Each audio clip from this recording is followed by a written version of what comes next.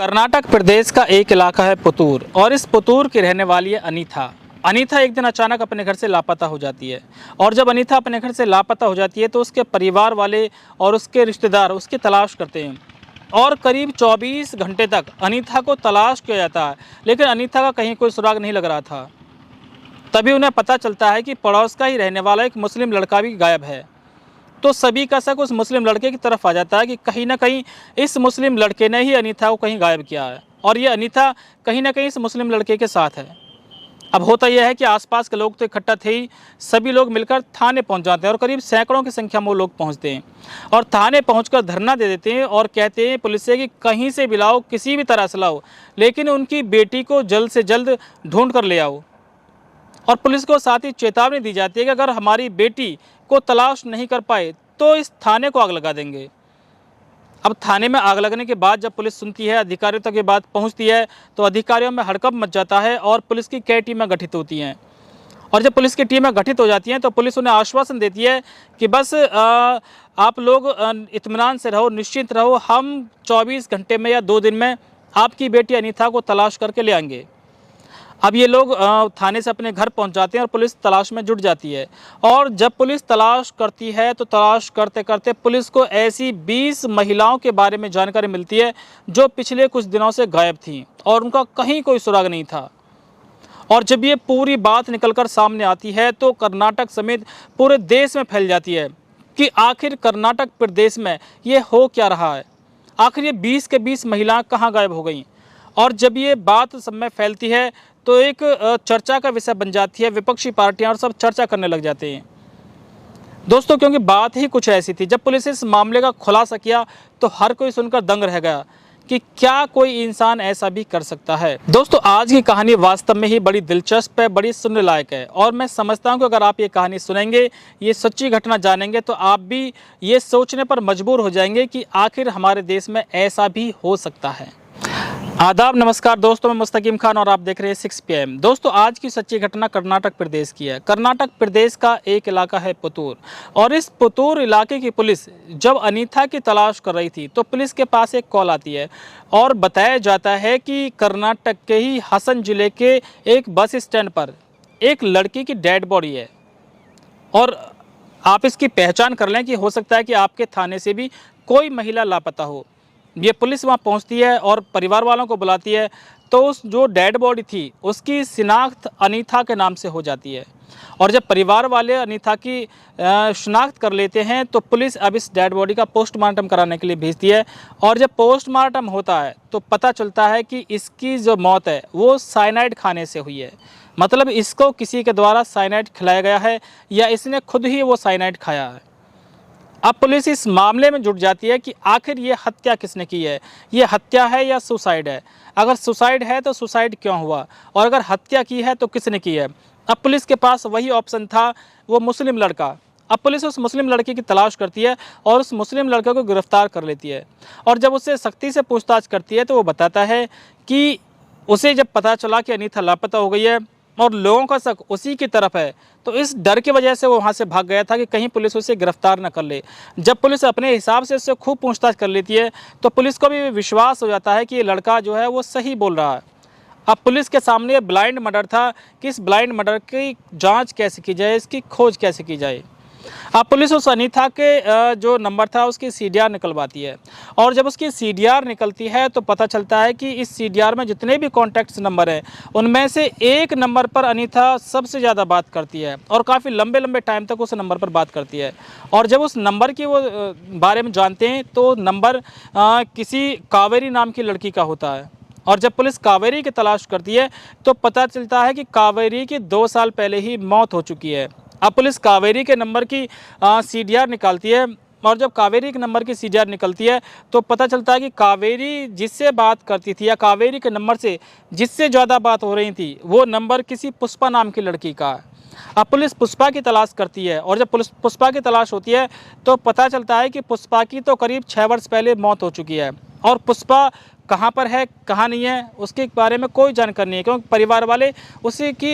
मौत समझ चुके थे, लेकिन परिवार वालों को पुष्पा कभी मिली ही नहीं थी। अब पुलिस इसी तरह से सीडीआर निकालती है और सीडीआर निकालते निकालते करीब 20 लड़कियों के पुलिस के पास सीडीआर निकल जाती है, लेकिन 20 के 20 लड़कियां लापता थी। किसी के बारे में किसी को भी कोई जानकारी नहीं थी। और जब 20वीं लड़की की सीडीआर निकलती है तो 21वां नंबर आता है एक लड़के का, और उस लड़के का नाम होता है धनुष कुमार। अब पुलिस इस धनुष कुमार के पास पहुंच जाती है और धनुष कुमार को अपनी हिरासत में लेती है। लेकिन पुलिस देखती है कि जिस लड़के के नाम पर ये नंबर है, जिस लड़के के पास ये फ़ोन मिला है, उसकी उम्र महज 13 साल है। पुलिस भी ये समझ नहीं पा रही थी कि आखिर 13 साल के लड़का इतने बड़े कांड को कैसे अंजाम दे सकता है। अब पुलिस उसे हिरासत में लेकर पूछताछ करती है तो लड़का बताता है, धनुष कुमार, कि ये नंबर तो मुझे मेरे चाचा ने दिया है। अब पुलिस उसके चाचा का नाम पूछती है तो बताता है कि मेरे चाचा का नाम प्रोफेसर मोहन कुमार विवेकानंद है। अब पुलिस इस प्रोफेसर मोहन कुमार विवेकानंद के बारे में जब जांच करती है तो उसकी सीडीआर निकालती है, और पुलिस को डर था कि उन्होंने धनुष कुमार को हिरासत में ले रखा, तो अगर प्रोफेसर मोहन कुमार विवेकानंद को इसके बारे में जानकारी होगी तो भाग जाएगा। जल्दी से उसकी सीडीआर निकल जाती है, और जब उसकी सीडीआर निकलती है तो उस पर भी एक लड़की का नंबर ज़्यादा बार बात होती है, जिस पर उसका नाम होता है सुमित्रा। अब पुलिस तुरंत सुमित्रा के पास पहुंचती है और सुमित्रा से पूछताछ करती है कि ये नंबर किसका है जिस पे तुम सबसे ज़्यादा बात करती हो। तो सुमित्रा बताती है कि ये नंबर आनंद का है। अब पुलिस उसे पीछे के सारे रिकॉर्ड्स के बारे में बताती है कि इस तरह से घटना हुई है, आप कैसे भी करो इस आनंद को हमारे पास ज़रूर बुला दो।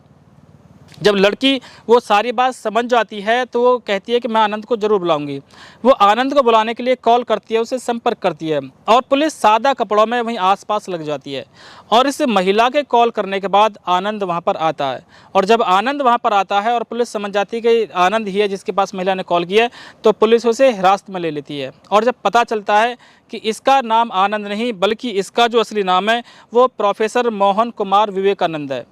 पुलिस उसे गिरफ्तार कर लेती है और गिरफ्तार करके कोतवाली ले आती है। और कोतवाली लाने के बाद उससे पूछती है कि भाई जो 20 नंबर तुम्हारी ये पूरी सीरीज मिली है नंबरों की, जो लड़कियों के नाम हैं, उन लड़कियों के नाम उसे बताए जाते हैं कि इनके बारे में तुम क्या जानते हो। अगर राजी से बता दोगे तो अच्छी बात है, नहीं तो हम पर सच उगलवाने का जो तरीका है वो बहुत अच्छी तरह से आता है। पुलिस फिर अपने हिसाब से काम करेगी कि तुमसे सच कैसे उगलवाया जाए। और जब पुलिस इससे सच उगलवाती है, लड़का बताता है, तो पुलिस भी दंग रह जाती है। दरअसल जो प्रोफेसर मोहन कुमार विवेकानंद है,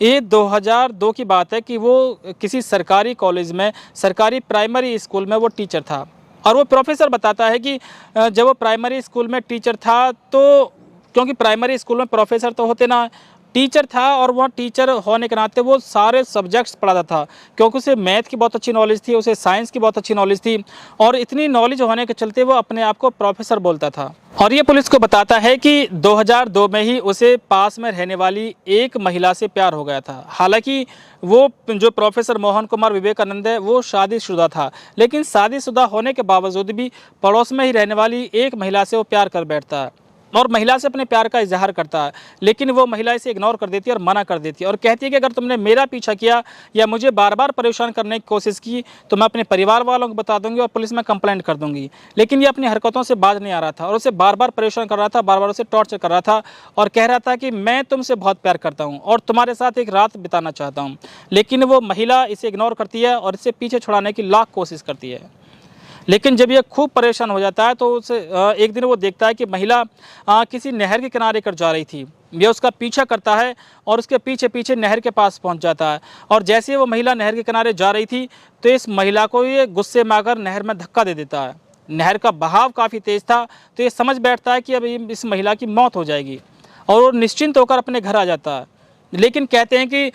खुदा जिसको चाहे उसे मौत दे और जिसको चाहे उसे ज़िंदगी दे। इस महिला की मौत नहीं थी, ये महिला जिंदा उसमें से निकल जाती है, और जब जिंदा उसमें से निकल जाती है तो तुरंत कोतवाली पहुंचती है, और कोतवाली पहुंचने के बाद इसकी कंप्लेंट पुलिस से करती है। और जब पुलिस से कंप्लेंट हो जाती है तो पुलिस इसी मोहन कुमार विवेकानंद को गिरफ्तार कर लेती है। गिरफ्तार करने के बाद पुलिस इसे जेल भेज देती है, और इसका जो केस है वो करीब 1 साल तक चलता है। लेकिन 1 साल तक केस चलने के बावजूद भी पुलिस के हाथ ऐसे कोई अहम सुराग नहीं लगते हैं कि जिससे इसे दोषी ठहराया जा सके। हालांकि महिला बार बार कह रही थी कि मुझे इसने धक्का दिया, लेकिन कोर्ट में दलील नहीं, कोर्ट में सबूत चाहिए। अब कोर्ट में पुलिस सबूत पेश कर ही नहीं पाती है, तो इसे 1 साल बाद मतलब कि वर्ष 2003 में बाइज्जत बरी कर दिया जाता है। और जब ये बाइज्जत बरी होकर वापस आता है तो इसे पता चलता है कि जिस स्कूल में वो पढ़ाता था, जिस सरकारी स्कूल में वो टीचर था, वहाँ से उसे रेस्टिकेट कर दिया गया, वहाँ से निलंबित कर दिया गया। अब इसकी नौकरी भी जा चुकी थी और इसका नाम भी हो चुका था कि भाई इस तरह से इसने महिला को धक्का दिया था। जब स्कूल से इसे रेस्टिकेट कर दिया जाता है तो ये सोचता है कि अब करूं तो करूं क्या, क्योंकि जो कमाई का जरिया स्कूल था, जहां से सैलरी मिलती थी, वो सैलरी अब आनी बंद हो चुकी है। मजदूरी ये कर नहीं पाता कहीं भी, क्योंकि टीचर रह चुका था। अब ये इसका एक दोस्त होता है सलीम। वो सलीम सुनार की दुकान पर काम करता था, तो ये सलीम के पास पहुंचता है और सलीम क्योंकि इसका दोस्त था तो उससे तरह तरह की बातें करता रहता है और उससे मालूम करता है कि भाई तुम्हारा जो काम है ये सोना चमकाने का, सोना निखारने का, इसमें केमिकल कौन कौन से यूज होते हैं। तो सलीम कई केमिकल्स के से नाम बताता है, जिनमें से एक केमिकल होता है साइनाइड। चूँकि ये मैथ और साइंस का टीचर था, इसे जानकारी थी कि साइनाइड होता क्या है, तो सलीम से फिर भी पूछता है कि साइनाइड आखिर है क्या। तो सलीम बताता है कि ये साइनाइड ऐसा है कि जिसका स्वाद आज तक किसी ने नहीं बताया। मतलब साइनाइड एक ऐसा पदार्थ है कि जिसको खाने के बाद इंसान बोल ही नहीं सकता, उसकी तुरंत मौत हो जाती है। अब जब ये सलीम से पूछता है कि साइनाइड तुम लाते कहाँ से हो खरीद के, तो सलीम इसे एक दुकान का एड्रेस बता देता है। अब इसका खुराफाती दिमाग काम कर रहा था और ये उसी दुकान पर पहुँच जाता है और जिस दुकान पर सलीम काम करता था उसके मालिक का नाम लेकर वहाँ से साइनाइड खरीद लेता है और साइनाइड काफ़ी मात्रा में वो खरीदता है। और साइनाइड को खरीदने के बाद अब ये उसकी छोटी छोटी गोलियां बना लेता है। अब इसके दिमाग में जो प्लानिंग चल रही थी, उसी प्लानिंग के तहत ये अच्छे कपड़े पहनकर, नहा धोकर और अपना हुलिया अच्छा सा बनाकर ये रेलवे स्टेशंस पर और ये बस स्टैंड के पास पहुंचता है और वहाँ पर भटकता रहता है, घूमता रहता है और ऐसी लड़कियों को, ऐसी महिलाओं को निशाना बनाता है जिनके साथ कोई नहीं होता है, जो मतलब अकेली होती हैं, और उन्हें ये इम्प्रेस करने की कोशिश करता है। इनमें से बहुत सारी महिलाएं तो ऐसी होती हैं जो इग्नोर कर देती हैं, लेकिन कभी ना कभी कोई ना कोई महिला इससे इम्प्रेस हो जाती है और जब जो महिला इससे इम्प्रेस हो जाती है ये उसे अपने प्यार के जाल में फंसाता है और जब उसे अपने प्यार के जाल में फंसा लेता है तो फिर उससे मीठी मीठी बातें करता है, शादी की बात करता है और एक दिन उस महिला के घर भी पहुंच जाता है। और घर पहुंचने के बाद उसके परिवार वालों से महिला का हाथ भी वो मांग लेता है और कहता है कि मुझे आपकी बेटी बहुत पसंद है, मैं इससे शादी करना चाहता हूँ, लेकिन मेरी एक शर्त है कि मैं दहेज बिल्कुल भी नहीं लूँगा। और जब दहेज ना लेने की बात कोई सुनता है तो कहता है ये लड़का तो बहुत अच्छा है, इससे शादी करने में तो कोई बुराई नहीं है, और वो उससे शादी कर देते हैं। अब हमारे भारत में एक परंपरा है कि चाहे कोई दहेज दे या ना दे, लेकिन वो अपनी बेटी को जेवरात तो ज़रूर देते हैं, चाहे सोने के जेवरात हों, चांदी के जेवरात हों, और कुछ ना कुछ कीमती सामान गिफ्ट के रूप में ज़रूर दे देते हैं। अपनी पत्नी को तलाक देने के बाद इसने जो दूसरी शादी की थी वो वर्ष 2003 में की थी और वर्ष 2003 में जब उस महिला से जो शादी करने के बाद ये उसे एक रेस्टोरेंट में ले जाता है, वहाँ उसके साथ हनीमून मनाता है, सुहागरात मनाता है और एक दो दिन हनीमून मनाने के बाद वो उस महिला को घुमाने के लिए बस स्टैंड के पास ले जाता है और बस स्टैंड के पास ले जाने के बाद उस महिला को बैठकर प्यार में समझाता है और कहता है कि मेरे पास नौकरी नहीं है, मेरे पास ज़्यादा पैसे नहीं है और मैं चाहता हूं कि अभी हमें कोई बच्चा ना हो, क्योंकि बच्चा होगा तो खर्चा बढ़ेगा और जैसे ही मेरी कोई नौकरी लग जाएगी, अच्छा काम लग जाएगा, तो हम बच्चा भी पैदा कर लेंगे। और उस महिला से कहता है कि मैं एक डॉक्टर से गोली लेकर आया हूँ, तुम इस गोली को खा लो और इस गोली को खाने के बाद तुम्हें हल्के से चक्कर भी आ सकते हैं और तुम्हारे अंदर की जो गंदगी है वो भी निकलेगी, तो बेहतर होगा कि तुम इस गोली खा लो, तो हमें बच्चा भी नहीं होगा। और उससे कहता है कि जब इस गोली को खाओ तो बाथरूम के अंदर जाके खाना, क्योंकि चक्कर भी आ सकते हैं और जब गंदगी निकलेगी तो बाथरूम के अंदर ही निकल जाएगी। वो महिला उसकी बात से राज़ी हो जाती है और बस स्टैंड पर बने बाथरूम के अंदर जाती है और कुंडी को लॉक कर लेती है अंदर से ही, और कुंडी को अंदर से लॉक करने के बाद जैसे ही उस गोली खाती है तो उसकी तुरंत ही मौत हो जाती है। अब इसने पहली बार वो गोली टेस्ट की थी, पहली बार उस महिला को वो गोली दी थी, तो ये छुप कर कहीं देखता रहता है, लेकिन काफ़ी देर तक उसका दरवाज़ा नहीं खुलता है। और जब काफ़ी देर तक दरवाज़ा नहीं खुलता है, चूँकि बस स्टैंड था, वहाँ से और भी जो यात्री हैं वो वॉशरूम के लिए जाते हैं, लेकिन जब दरवाज़ा नहीं खुलता है तो वेट करने के बाद में उस दरवाजे को खटखटाते हैं, लेकिन अंदर से कोई आवाज़ नहीं आती है। और जब काफ़ी देर तक ये सिलसिला चलता है तो वो दरवाज़ा तोड़ा जाता है, और जब वो दरवाज़ा तोड़ा जाता है तो वहाँ एक लड़की की डेड बॉडी मिलती है और उसकी जो हत्या की थी वो मोहन कुमार विवेकानंद ने ही की थी। अब पुलिस इस मोहन कुमार विवेकानंद से सारी बात तो पूछ ही रही थी, तो पुलिस जब इससे नाम ले लेकर पूछती है तो 20 नाम तो पुलिस इसे खुद बताती है, जबकि ये मोहन कुमार विवेकानंद पुलिस को बताता है कि उसने अभी तक 32 महिलाओं की हत्या की है। लेकिन जब पुलिस इस मामले का सुराग लगाती है, सारी छानबीन करती है, तो पुलिस के पास केवल 20 ही ऐसे नाम होते हैं जिनके बारे में पुलिस ये पता लगा पाती है कि ये 20 महिलाएँ लापता थीं। बाकी 12 महिलाओं के बारे में पुलिस के पास कोई रिकॉर्ड था ही नहीं। और उन 20 महिलाओं के बारे में भी जो जानकारी मिलती है तो वहाँ पर पुलिस की काफ़ी लापरवाही सामने आती है। ये पाया जाता है कि जब पुलिस को कहीं भी उनकी डेड बॉडीज़ मिली थी तो पुलिस ने उन अधिकतर महिलाओं की पहचान करने की कोशिश नहीं की, उनकी बिसरा रिपोर्ट को लैब में भेजने का प्रयास ही नहीं किया, जिससे उनकी यही पता नहीं चल सके कि उनकी मौत साइनाइड खाने से हुई है या उन्होंने आत्महत्या की है। अब इनमें से जब पुलिस सारा कुछ जांच करती है तो केवल 5 महिलाओं के ही पुलिस सबूत इकट्ठे कर पाती है, और उन 5 महिलाओं में भी केवल 2 महिलाओं को ही पुलिस ये साबित कर पाती है कि इन 2 महिलाओं की जो मौत है वो साइनाइड खाने से हुई है। अब चूंकि इसे पुलिस गिरफ्तार करके जेल भेज देती है और इस पर मुकदमा चलता है, और जब मुकदमा चलता है तो कोर्ट उसे अनुमति देता है कि भाई आप अपना वकील कर लो। लेकिन ये बड़ा चालाक होता है, बड़ा शातिर होता है। आपने एक मूवी देखी होगी ओह माई गॉड, OMG। इसमें जो परेश रावल है वो अपना वकील नहीं करता, जबकि अपना जो केस है वो खुद ही लड़ता है। इसी तरह से ये मोहन कुमार विवेकानंद भी कोर्ट में कहता है कि मैं अपना केस खुद लड़ूंगा, और अपना केस खुद लड़ता है। पुलिस जब इससे मालूम करती है कि तुमने इनका हत्या किया, तो हर किसी के लिए साफ मना कर देता था कि मैंने किसी की हत्या नहीं की, मुझे कोई जानकारी नहीं इनके बारे में। पुलिस खूब इससे कहती है, लेकिन ये किसी के बारे में भी नहीं हाँकता है, नहीं उगलता है। और पुलिस इस दौरान कोर्ट में करीब 46 गवाह पेश करती है, 89 दस्तावेजी सबूत पेश करती है, और इसकी 31 संपत्तियों की जाँच करती है। और इतना होने के बावजूद भी, जब पुलिस के पास ये पर्याप्त सबूत थे, उसके बावजूद भी कोर्ट दलीलों के अलावा जो और सबूत हैं उनको डिमांड करती है कि और सबूत क्या हैं। जब इतने सारे सबूत होने के बाद भी पुलिस को एक जानकारी मिलती है, और पुलिस बंतवाल इलाके के दुर्गा मंदिर के पुजारी ईश्वर भट्ट पंडित के पास पहुंचती है, और ईश्वर भट्ट पंडित को कोर्ट में लेकर आती है। और ईश्वर भट्ट पंडित बताते हैं कि जो लड़का मेरे सामने खड़ा है, ये जो मोहन कुमार विवेकानंद मेरे सामने खड़ा है,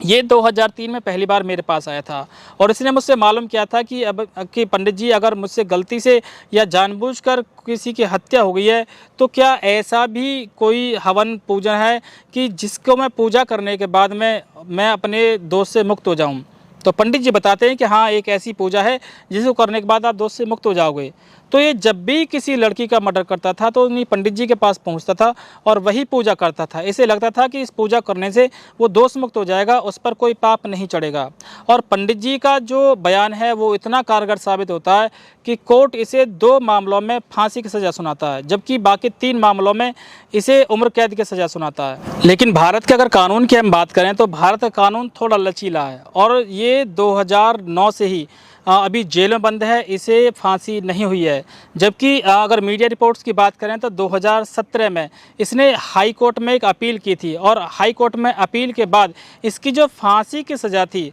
उसे उम्र कैद में बदल दिया गया। मतलब जिन जिन मामलों में इसे फांसी की सज़ा हुई थी उन मामलों में अब इसे उम्र कैद की सज़ा है, और ये आज भी जेल में बंद है। तो दोस्तों, इस कहानी को सुनाने का उद्देश्य आपको परेशान करना बिल्कुल भी नहीं है, और किसी का दिल दुखाना बिल्कुल भी नहीं है। केवल आपको सजग करना, जागरूक करना और सतर्क करना है कि इस तरह के मामले हमारे देश में फैले हुए हैं। दोस्तों, अगर आप हमसे जुड़ना चाहते हैं, सच्ची कहानियाँ जानना चाहते हैं, तो हमारे चैनल को भी सब्सक्राइब करें, इस वीडियो को लाइक करें और अपने दोस्तों में ज़रूर शेयर करें।